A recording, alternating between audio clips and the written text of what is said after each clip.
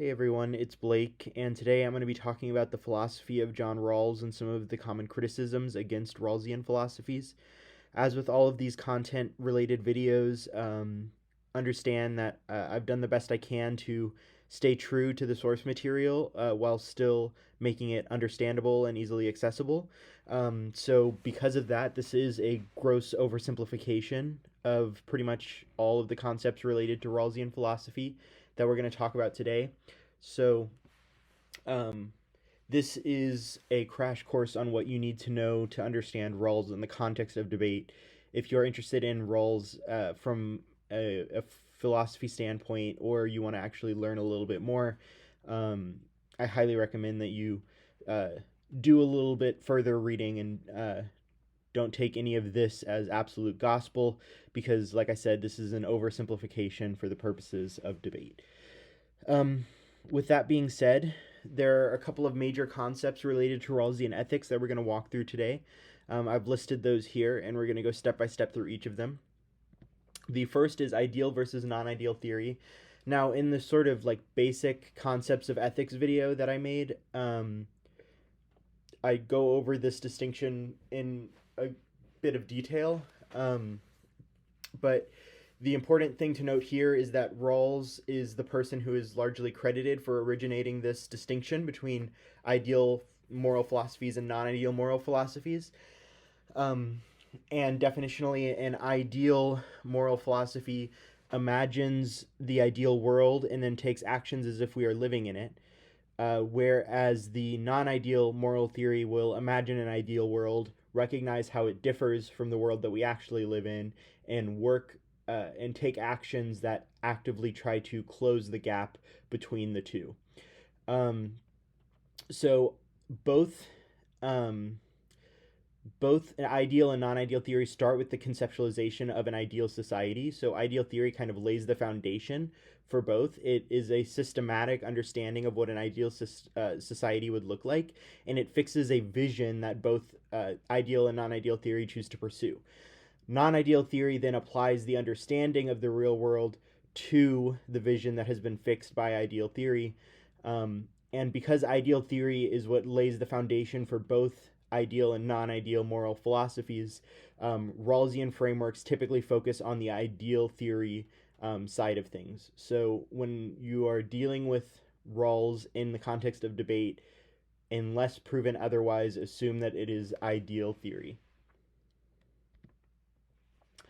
Deontology. This is another concept that I went over in the basics of ethics video. Deontology is essentially a school of moral philosophies that says that an action is considered morally good because of some characteristic of the action itself, not because of the outcome or consequences of that action. So deontology is contrasted against consequentialism, which is saying that an action is ethical if it produces good results. Deontology is saying the action itself is good or the action itself is bad, and really it's the intention behind that action that matters the most, because we can't control the outcomes because there's always random chance and things like that.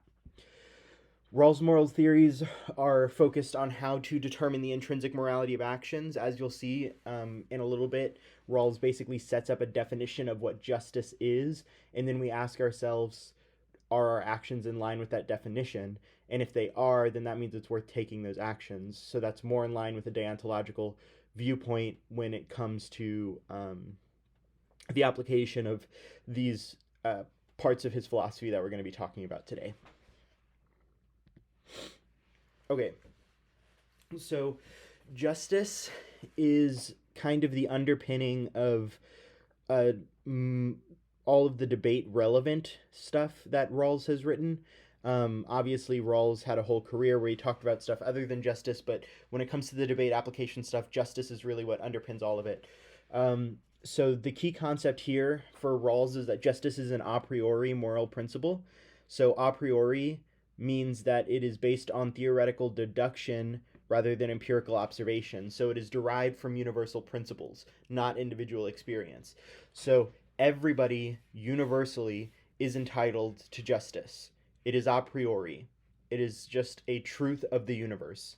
It is not something that we observe through individual experience and can deliberate on whether or not an individual is entitled to justice. It just is a universal truth that people deserve justice. So then, what is justice is the logical next question. And Rawls kind of lays out three principles that govern what justice is. Technically, it's two principles, and the second one is divided into two, but for simplicity's sake, we're just going to treat them as three separate principles. But if you do your own reading, you'll hear them referred to as two principles, and it's the same thing that I'm going to go over. So let's talk about each of these principles. The first is the greatest equal liberty principle. This dictates that each person has the same indefeasible claim to a fully adequate scheme of equal basic liberties, which scheme is compatible with the same scheme of liberties for all. So, in more simple language, rights should be equally distributed and protected. Each person has the same indefeasible, meaning you can't take it away, claim to a fully adequate scheme of equal basic liberties, a fully reasonable amount of rights that is compatible with everybody else having those same rights. So, if the government were forced to restrict a right, say freedom of speech, they ought to restrict it for everyone equally.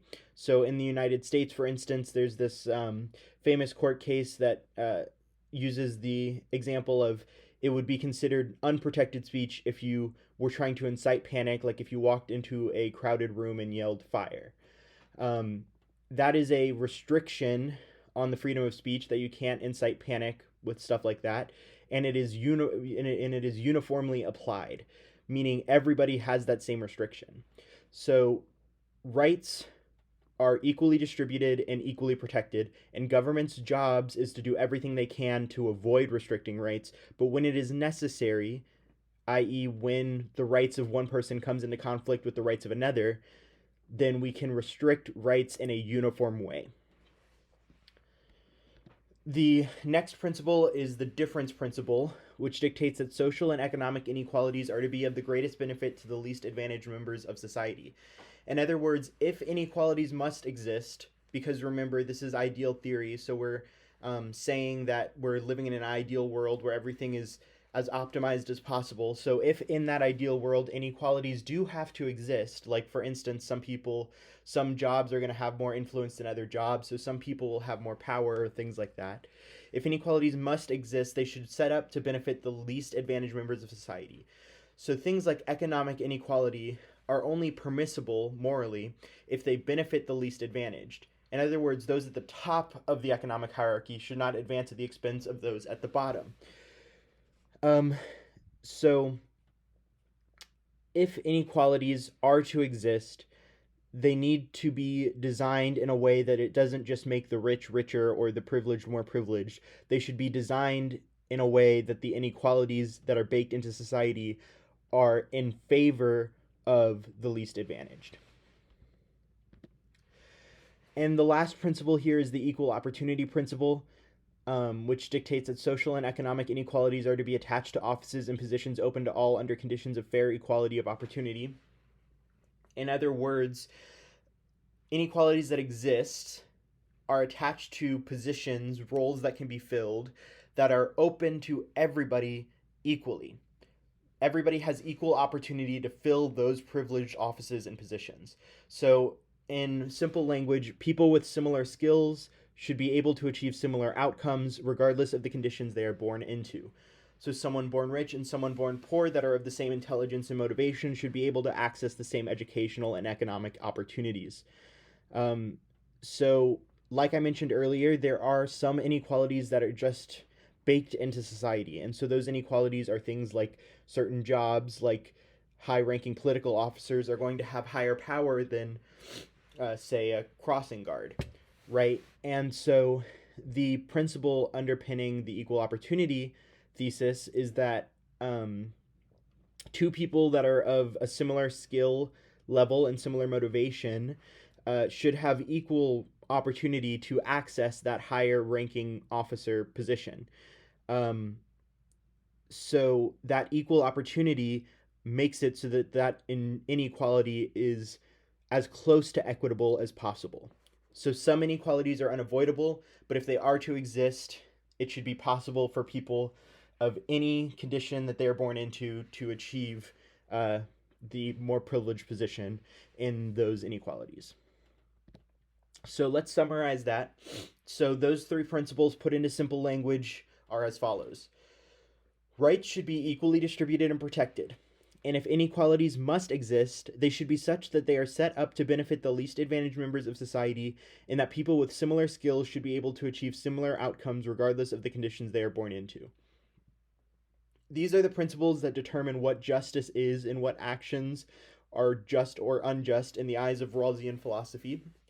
And a key concept here for Rawls is that he says if an institution does not uphold these principles of justice, then it ought to be abolished.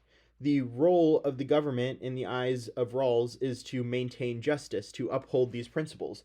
So if an institution is not upholding these principles, it is reasonable for us then to advocate for the end of that institution's existence. So that leads us, now that we know what justice is, we can talk a little bit about how we apply concepts of justice in the debate space when it comes to Rawlsian philosophies. And the next important concept that we need to understand to do that is bias. So a key concept for Rawls is that all people are biased as a product of their identity and social position. We are predisposed to take actions that benefit our own social groups. It's just a part of human nature. We understand that we belong to certain social groups and identity groups, and therefore we always have an internal motivation to do something that helps that group. For instance, a white male is always going to be more likely than a non-white non-male to advocate for policies that benefit white males. And this is just a feature of human nature, according to Rawls. So we are predisposed to take actions that benefit our own social groups, but when we are making decisions, we should do our best to check that part of our human nature. We should be asking ourselves, are we acting based on our bias, or are we acting based on true principles of justice? Because remember, principles of justice are about equality, and if inequalities exist, they need to benefit the least well off. So if we are a member of a privileged class, we need to be questioning whether or not the decisions that we're making are violating those principles of justice because of our inherent bias towards our own group benefiting. And because we have to try to rid ourselves of bias, we have to assume a sort of thought experiment to distance ourselves from our own identity and understanding of the social groups that we fit into. And for Rawls, that kind of thought experiment is the veil of ignorance. So Rawls says that actors should make decisions from the original position. The original position is defined in Rawlsian philosophies as a hypothetical in which each citizen has a representative that operates behind a veil of ignorance. The goal is for a consensus to be reached regarding principles of justice to govern society. So then the logical next question is, if the representatives have to operate behind a veil of ignorance, what is a veil of ignorance? And Rawls says that a veil of ignorance is an imagined barrier that prevents the representative from knowing anything about their citizen's identity or social status. In other words, the representative knows that they are representing somebody, but not who that person is. So they have an equal chance of being anybody in the world. So if we take these concepts and kind of simplify them, actors should make decisions from the original position, meaning we should make our ethical decisions under the assumption that we are representatives on behalf of somebody who has an unknown identity, social group, and social status. So every action that we take should be set up so that it benefits the unknown citizen that we are representing. So we want to do our best to make sure that anybody in the world has an equal chance to benefit from the principles of justice that we derive. And that is kind of the thought process that led Rawls to the conclusion of these three principles of justice that we discussed earlier. That we recognize that inequalities are impossible to avoid. They're absolutely unavoidable, right? So we instead set up those inequalities in a way that benefit the least advantaged, so that if our person that we are representing, our citizen that we are representing, just so happens to be one of those disadvantaged people, that we have done everything we can to empower them. So actors should make decisions from the original position behind the veil of ignorance. So what does all of this mean for debate? Well, a key concept here, the key takeaway, is that a just action has to be justified from the original position behind a veil of ignorance. So the criterion then for a debate case, the value is often justice. The criterion then is consistency with the original position, or consistency with the veil of ignorance, or something along those lines. And weighing is usually arguing why an action upholds the principles of justice. And again, I've repeated those principles down here below that subpoint just for your reference.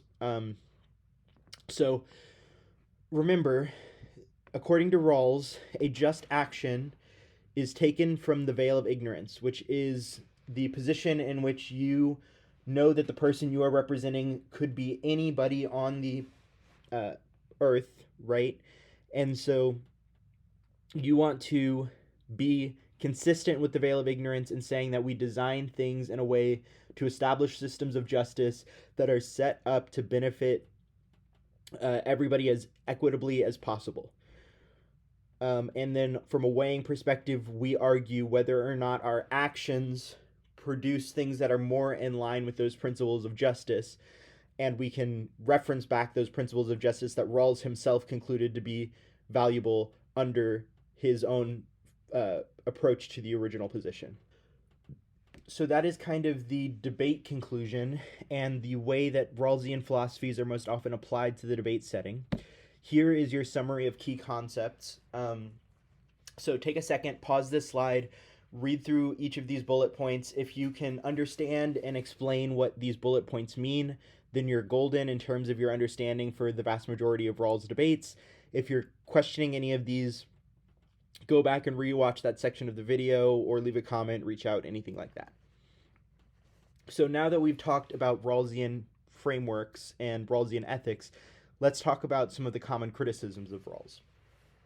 And the arguments that I set out here that we're going to talk about are that ideal theory is bad, deontology is bad, Rawlsian ethics are impossible to use correctly, Rawlsian ethics make it so that you cannot weigh between two impacts, and Rawlsian ethics ultimately collapse to util. So these are arguments that are made in criticism of Rawlsian ethics. So let's start with the argument that ideal theory is bad. So we talked about this a bit in the Basics of Ethics video, but the ideal theory versus non-ideal theory is a very foundational but still ongoing debate in the moral philosophy world. So you can find plenty of authors out there that have indicts of ideal theory and say that non-ideal theory is better. The most common indictment that you'll hear in debate is that ideal theory ignores material conditions. It is basically playing pretend in a fantasy world of an ideal setting, and that playing pretend allows structural issues to persist and grow. If we are constantly acting like discrimination does not exist, then discrimination will just continue to exist under cover and grow and get worse and worse. It also means that ideal theory also means that our actions won't have the intended effect because we are acting as if we are in a world that is fundamentally different from our own. So we've imagined this ideal world and we're behaving as if we are in it, but that is not the real world. And ideal theorists know that. So they are willfully taking actions that they know will have an effect different than the one that they intend. But because ideal theory is often partnered with deontology, they care more about the intended effect. So non-ideal theorists say that the outcome is so bad, is so flawed, that ideal theory then is flawed for allowing it. So the argument then, because remember, framework debate is always comparative, so you don't just want to say ideal theory is bad, you want to then win that non-ideal theory is better. So some justifications for non-ideal theory are that it allows us to enact change against oppression because we can recognize that discrimination and bad things exist and take actions explicitly to reduce those things. And it is also easier to guide action because we don't have to come up with this imagined fantasy world and come to a common consensus about it, but we just have to recognize what an ideal society might look like for us and act in order to minimize the gap between that imagined utopia and our real world. So that's the ideal theory criticism. Now let's talk about why deontology is argued to be bad. And again, this is one of those long running, still going, foundational debates in moral philosophy. You can find authors that argue both sides of this issue. Now, a common criticism of deontology is that it is focused on intentions to derive the morality of an action, but intentions themselves are not verifiable. If my action leads to somebody's death and I go to court and I say, well, I didn't mean to, the judge isn't just going to say, oh, okay, then you're free to go. They're going to say it doesn't matter what your intentions were because something bad happened. And I can't prove that you didn't intend for that bad thing to happen. And the consequence is bad enough then that it justifies me facing some kind of punishment for my actions leading to somebody's death. So intentions are not verifiable, consequences are. So because intentions are not verifiable, they can't guide action because they're too focused on abstract hypotheticals and what they may or may not have been intending. Whereas consequences can guide action. And another argument is that induction is better than deduction. So induction, we talked about the difference between the two in the Basics of Ethics video, but in essence, induction is looking at individual instances to derive truths, whereas deduction is looking to universal truths to derive individual applications. And so induction is preferable to deduction because induction is empirically proven. It looks around at the world around it and says, here is the proof that this concept is true. Deduction is relying on true universals, which really there are none that are agreed upon by everybody. So no deductive reasoning is ever going to be able to come up with something that everybody agrees with because there are no true universals.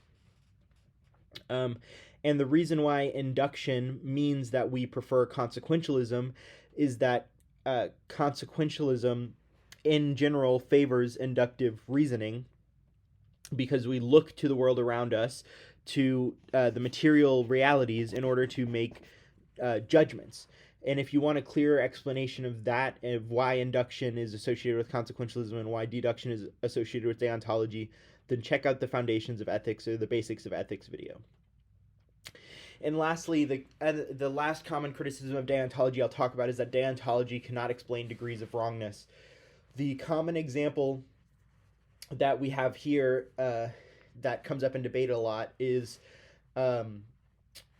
me breaking my promise to meet a friend for lunch is not as bad as me breaking the promise to drive somebody to the hospital. But in both instances, I intended to stand somebody up. So in deontology, those two things are viewed as of equal moral weight. Whereas consequentialists can look at that and say, okay, if you missed out on this lunch meeting that you scheduled, you might have hurt somebody's feelings, but forgetting to drive somebody to the hospital or intentionally skipping out on driving somebody to the hospital could lead to somebody losing their life. And that's a far worse consequence, so that's a more grave wrong. Deontology views all of these things as equal because the intention is bad, then the action is bad. It's a yes or no question, whereas consequences allow for degrees of wrongness and shades of gray. So now let's look at those other criticisms of Rawls specifically. So people will say that Rawls is impossible to use correctly, so like the veil of ignorance is impossible to use correctly because nobody can truly rid themselves of bias. Rawls himself says that bias is just a part of human nature. So as long as we're humans trying to make decisions, we can do our best to rid ourselves of bias, but we're not going to be able to do it completely. So Rawlsian ethics is never going to work in practice. Another common criticism is that Rawlsian ethics does not allow for weighing between two impacts. So similar to the degrees of wrongness argument, whether or not something is just is a binary question. If we prove that an action is just in some aspects and unjust in others, how can we make a choice about which of those matters more without looking to things like consequences? So, for example, if I wanted to steal food for my family because I could not afford it, we would say that that action is just because it is an inequality that benefits those that are least privileged.